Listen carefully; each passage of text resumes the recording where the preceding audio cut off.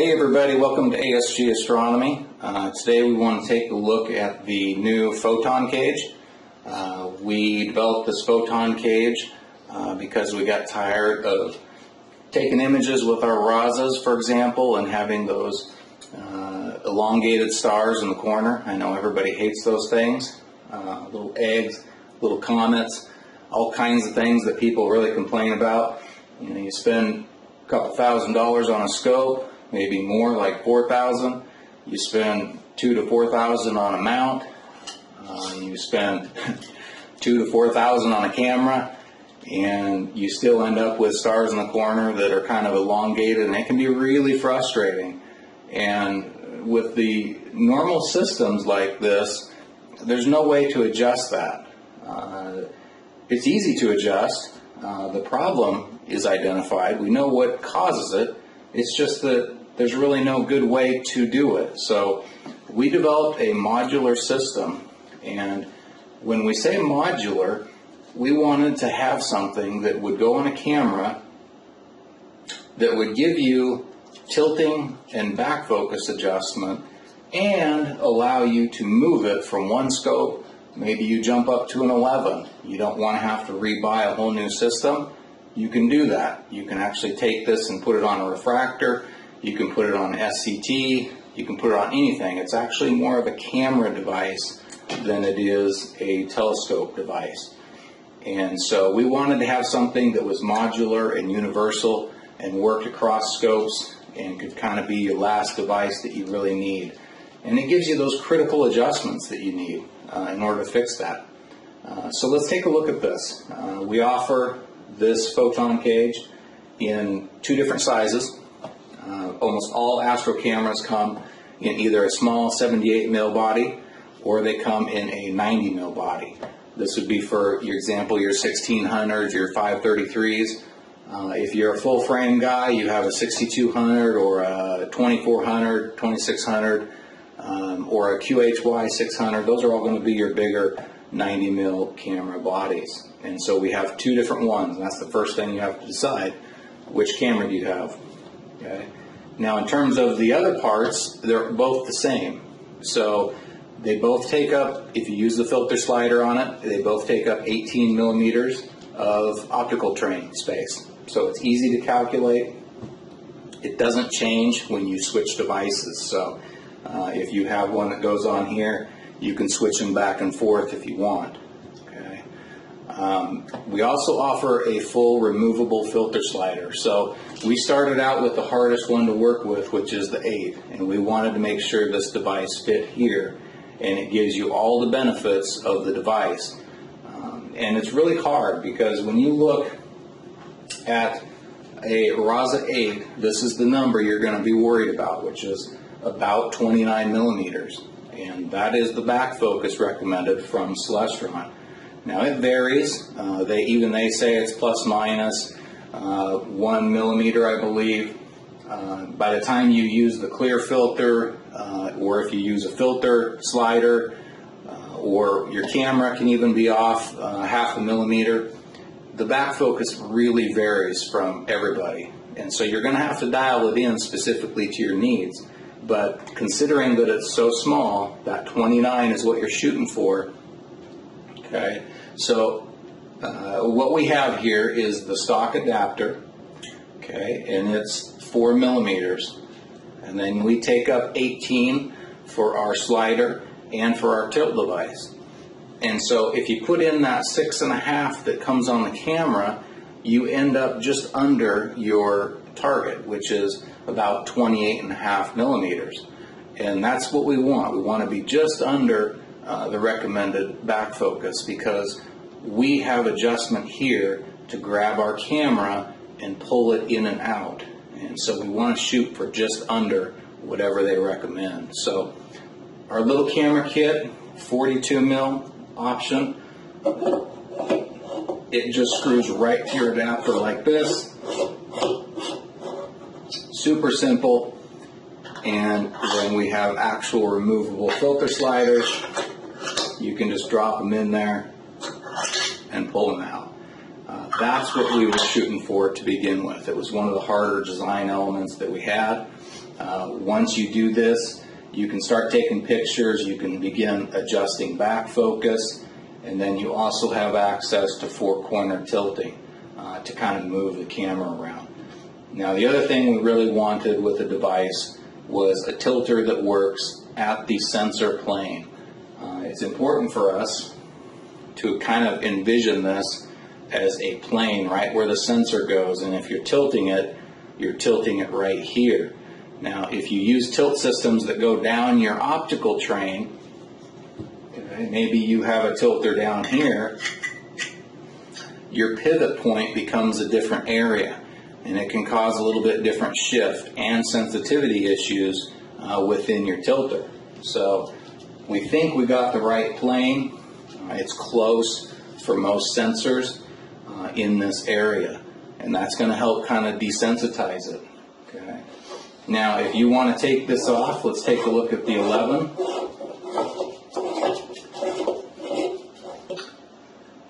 Okay, this device comes with a 42, a 48, or a 54 mil base plate.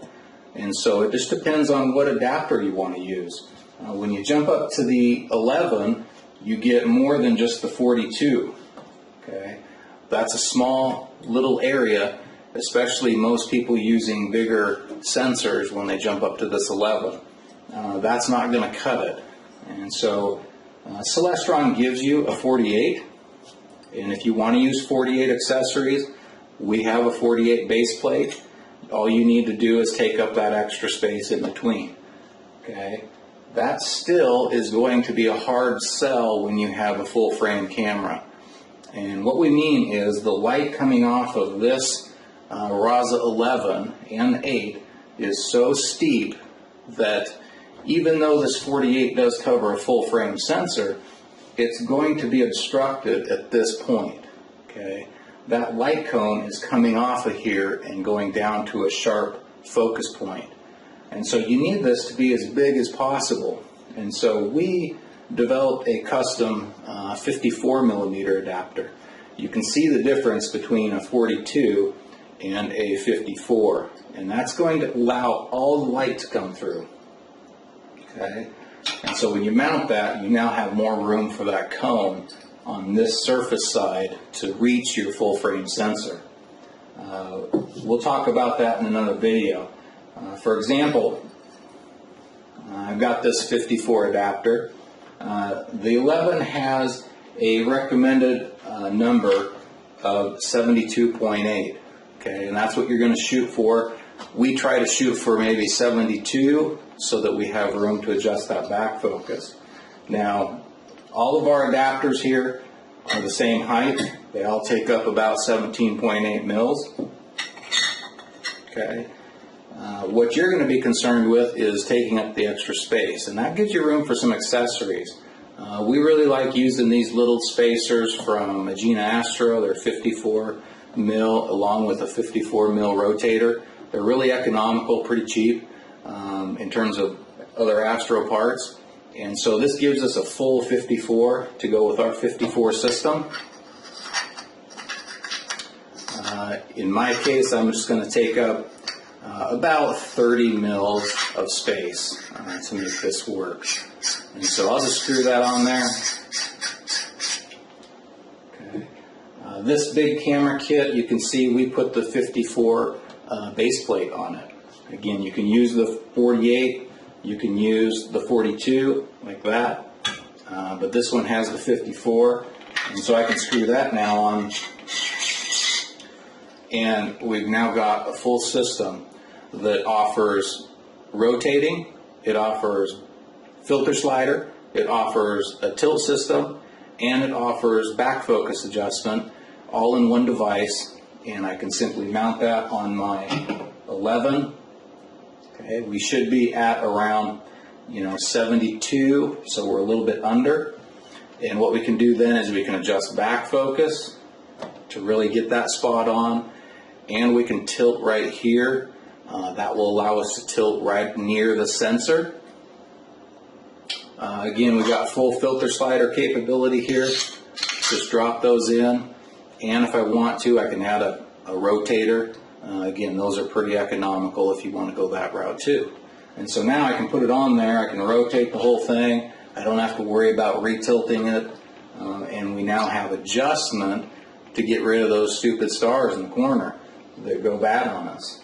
Okay, so that's the Photon Cage, small and medium, or small and large, and with our custom 54 mil camera holder.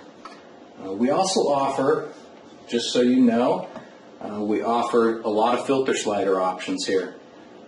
We have 3D printed, and we can print boxes that have, you know, what you want on there, RGB. Maybe you want special photometry cases like this. Maybe you want a full set with LRGB HOS. We can do kind of whatever you want there. We even offer blanks if you don't want them labeled. We have 3D printed filter sliders. That's a little bit more economical. They work fine. There's nothing wrong with them. Again, either one will work. We also offer full CNC sliders, and if you like the precision, there's nothing quite satisfying like clicking those babies in there. I like that. We also offer engraving services on them. You can see, for example, this set, we engraved them with the actual filter names on top of them.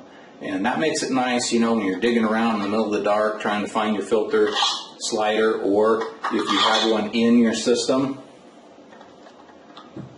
and you're just trying to figure out what filter slider you have in there, you don't have to pull it out and hunt around on the side of the little tiny filter to figure out which filter you got. So we have those as well. It just depends on what your preference is to make that happen. Okay. So that's what we offer. We've got a lot of little accessories. If you're interested in those, check out our website at asgastronomy.com. We're going to also do a couple more videos. We're going to do one just on the 8 and kind of walk through some of the setup specific for that. We're also going to walk through on a video separate the RASA 11, and we'll kind of talk about some of the spacing and accessories that you can put in there for that specifically as well. So hopefully that was useful. Again, check out our website. We're going to have some videos on how to deal with collimation, how to deal with tilt, and how to deal with back focus. We're going to take a look at some of the software side of that too. There's some really cool tools coming out now. There's ASAP and CCD Inspector.